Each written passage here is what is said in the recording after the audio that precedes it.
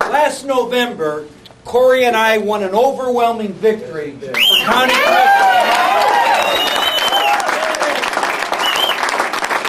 We won in 163 polling places. There were only 163. We could have sat back and rested on our laurels, or not just rested on our laurels. We could have just said, well, you know, we just had our election. But, you know, we saw something much more important out there, and we said, we've got to jump in there, and we want to be the first to jump in there, and we're not fearing the consequences, because this election is too important.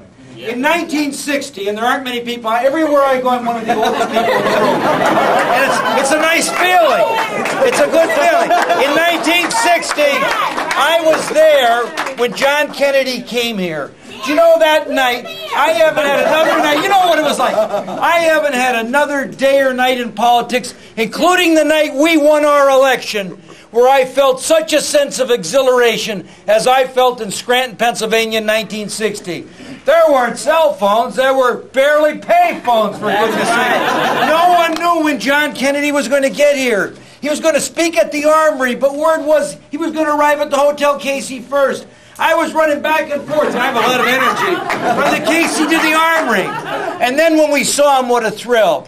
And Corey and I had a chance to say to Max Casey, Bobby Kennedy's son, who's behind this campaign, along with his mother Ethel Kennedy, Bobby Kennedy's widow, we had a chance to say, as he walked out of the Hilton, Max, poor Corey didn't stand there. You know, if the Corey's dad maybe was there, but Corey wasn't there, there wasn't a Corey. So I had to be there that day. But I stood there, and I waited, and I felt that sense of exhilaration. Now we have a chance to recapture that again in America. Back when America had influence in the world, you know, we are a great country. But our country's been degraded by a lack of leadership. And people love Americans throughout the world.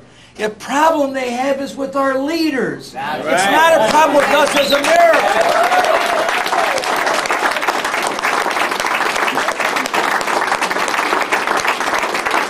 The only way this is going to happen is if we redouble our efforts. If we go out there and talk to our children and grandchildren and nieces and nephews about getting those absentee ballots. You know, when my kids say to me, Dad, I'm so proud of what you're doing, and it's about this. Imagine what it makes me feel like. I saved the phone messages. My 19-year-old daughter is in Germany right now. She says to me, Dad, I can't find anyone that's for Hillary. And she said, I'm not looking for them either. She said, both the Americans and the Europeans want change. It's not that there's anything wrong with Hillary and Mrs. Clinton. I'm not even suggesting that for a minute. It's that they want that fundamental change that Corey talked about. That change that goes right to the core. And that's what this is about. You know, it's not that there's anything wrong with people that are as old as I am, but they get set in their ways. And they only know a few people.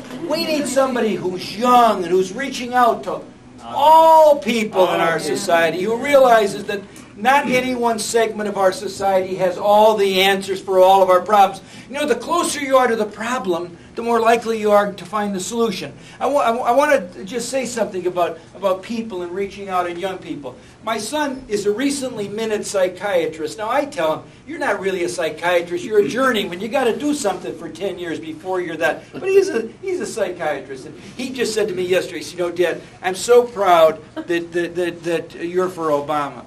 And I thought and said to myself, you know what I'm proud of, Mike? That I attended your graduation from your residency program.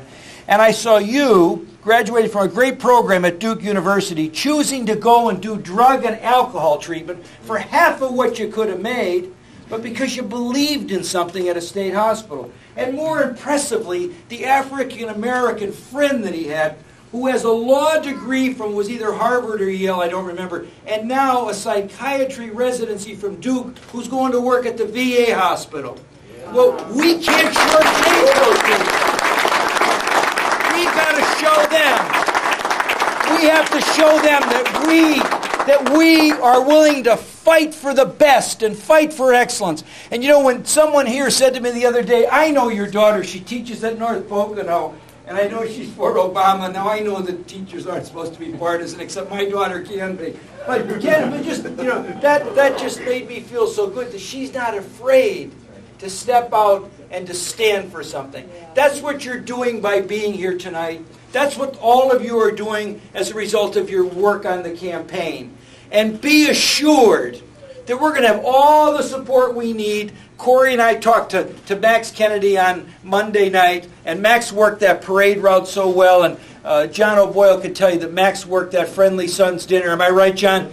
I tell you, you had a sense that it was Obama country, and there were 1,800 men there, or 1,700 men. I don't know. There wasn't a poll taken, but as he went from table to table, am I right when I say that, John? There was great energy and great enthusiasm. So Max is going to be back. He called us Monday night, and we were kidding him, and it was after Senator Obama was here, and Corey said, well, Max, you don't need to come back. We had Senator Obama here today. And he said, oh, no, I want to go. He will be back. He will be here with his mother, and many, many other people associated with this campaign will be back. And I can't speak for Senator Obama, but I'm pretty confident that he will be back also.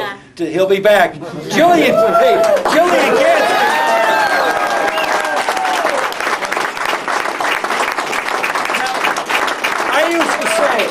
I have a lot more firepower in me, but I used to say when we were out campaigning for ourselves, I used to say, don't look at me, because if you keep looking at me, I'll keep talking. So drop your eyes, and I'll just allow you to enjoy the rest of this early evening together. But we want to thank you all for the work that you've done on behalf of Senator Obama, the work you're really doing for America, the work you're doing to change the world. And as we leave here tonight, those who can remember and those who've read about it, remember what it was like when John Kennedy turned Americans loose on the world. Remember when we could travel anywhere in the world and be treated with enthusiasm.